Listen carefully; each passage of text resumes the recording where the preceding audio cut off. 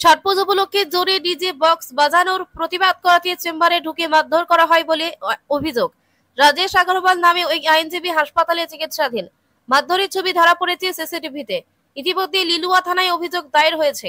জানা গেছে রাজেশ আগরওয়াল কলকাতা হাইকোর্টের পাশাপাশি হাওড়া কোর্টেও প্র্যাকটিস করেন। ছট পুজো উপলক্ষে সোমবার সকালে তার আবাসনের কয়েকজন বাসিন্দারা জোরে ডিজে বক্স বাজান। এই ব্যাপারে লিলুয়া থানায় অভিযোগ দায়ের করলে পুলিশ গিয়ে ডিজে বক্সও বন্ধ করে দেয়। এরপর সন্ধ্যাবেলায় বেশ কয়েকজন যুবক তার অফিসের মধ্যে ঢুকে কিল, চর, ঘুষি, লাথি এবং জুতো দিয়ে পেটাতে থাকে। এই ঘটনায় ওই আইনজীবী অসুস্থ হয়ে পড়েন। তাকে টি.এল. জয়সওয়াল হাসপাতালে নিয়ে যাওয়া হয় চিকিৎসার জন্য। এই ঘটনায় লিখিতভাবে অভিযোগ দায়ের করে লিলুয়া থানায়।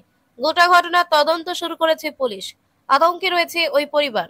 ব্যুরো রিপোর্ট, দেখতে থাকুন আমতা 24x7।